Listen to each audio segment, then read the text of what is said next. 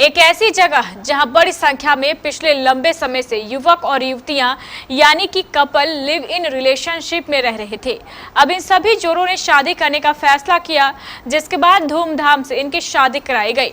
खास बात ये रही कि इस कपल की उम्र 20 साल से लेकर 70 साल तक की रही और कई लोग माता पिता भी बन चुके हैं, जिनके चलते इनके बच्चे भी अपने माता पिता की शादी में शामिल हुए।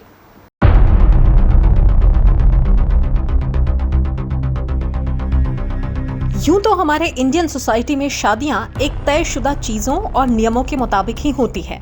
अरेंज मैरिज में तो ऐसा ही होता है और लव मैरिज की अगर बात करें तो इसमें भी प्रक्रिया वही होती है, बस लड़का या लड़की अपना पार्टनर खुद चुनते हैं और शादी के बाद जीवन भर साथ रहते हैं। पर आज हम आपको एक ऐसी जगह और वहां की परंपरा से मुखातिब कराएंगे जहां शादी से पहले ही लड़के और लड़की को साथ रहने के लिए भेजा जाता है, यानी कि ये कपल लिव इन में रहता है। इस दौरान इनके बीच सही तालमेल बैठा तो ही ये शादी करने का फैसला लेते हैं, वरना नहीं।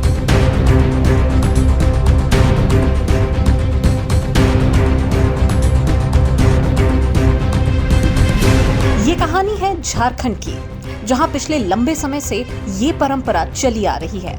जनजातीय इलाकों में बिना शादी के रहने वाले जोड़ों को ढुकू के नाम से जाना जाता है। ढुकू शब्द का अर्थ है ढुकना या घुसना। जब कोई महिला बिना शादी किए ही किसी पुरुष के घर में घुस जाती है यानी रहने लगती है तो उसे ढुकनी के नाम से जाना जाता है और ऐसे जोड़ों को ढुकू कहा जाता है। यही ढुकू जोड़े जो कि सालों से लिव इन रिलेशनशिप जैसे रिश्ते में रह रहे थे, इनका अब सामूहिक विवाह कराया गया। दरअसल ये आयोजन झारखंड के खूंटी जिले के पतरा गांव में किया गया। खास बात ये रही कि इस विवाह आयोजन में बतौर मुख्य अतिथि के रूप में जनजातीय मामलों के केंद्रीय मंत्री अर्जुन मुंडा और उनकी धर्मपत्नी मीरा मुंडा ने भी शिरकत की। ये आयोजन हुआ राज्य के खूंटी जिले के कर्रा प्रखंड अंतर्गत चौला पतरा गाँव में। जिन जोड़ियों की शादी रचाई गई उनमें 20 से लेकर 70 साल तक की उम्र वाले स्त्री पुरुष शामिल थे। इतना ही नहीं, शादी करने वाले कई जोड़े माता पिता तक बन चुके हैं। कार्यक्रम में उनके बच्चे भी उनकी शादी का गवाह बने।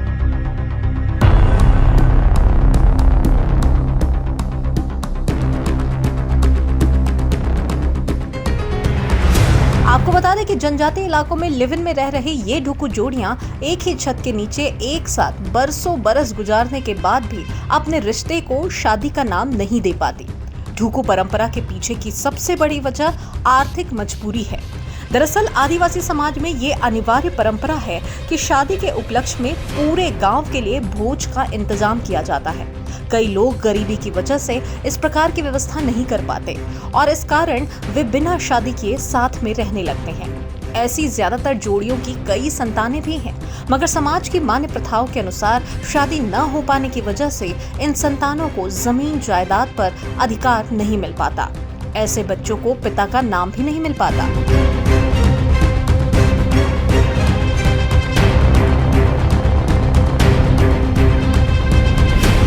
ऐसी महिलाओं को आदिवासी समाज सिंदूर लगाने की भी अनुमति नहीं देता है। अब साल दर साल से रहती चली आ रही जोड़ियों को सामाजिक और कानूनी मान्यता दिलाने का अभियान तेज हुआ।